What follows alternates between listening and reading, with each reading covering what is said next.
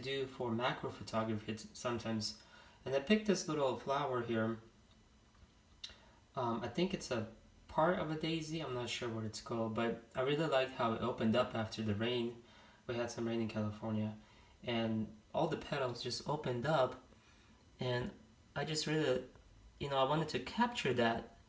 And what I did was I bought this third arm. It's called a third arm, and it's a really neat thing, really great tool to have for macro photography, especially for flowers. So basically what you can do is set up your flower the way you want it, and you put on your lens. I'm just doing this on my Kinship countertop, and I got my Nikon D7000 and the Sigma 105. This is a 1:1 macro lens,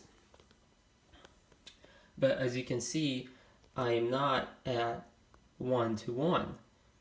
So, but it's getting me beautiful, beautiful images. And what I want to show you, what else I do is I had this red Starbucks cup, okay, and I would put it in the background like this, okay, and then I will show you in the back of my camera what I did was, and then there you can clearly see the red from the Starbucks cup. Sorry about the reflection, but because I'm next to a window also, but you can clearly see there, live view, you can clearly see the red behind the flower, which gives it a nice contrast. Okay, and then what I also did was I took this black bag, okay, and I just replaced the cup, and I just took a portion of it and put it right behind the flower, and you photograph it, and let's see what I got. Now it came out pretty well. Let's see here. Okay, this is the image that I wanted to show you. Let's see if we can get this away from the reflections here. Okay.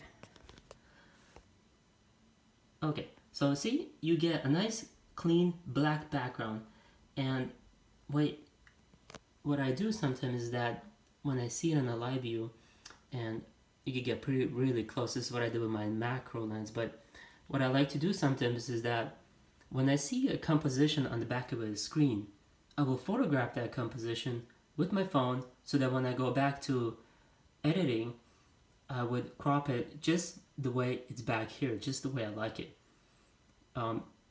Sometimes you just have to do that because you forget, you forget what is it that you were trying to capture. And I was trying to capture these little portions of the flower.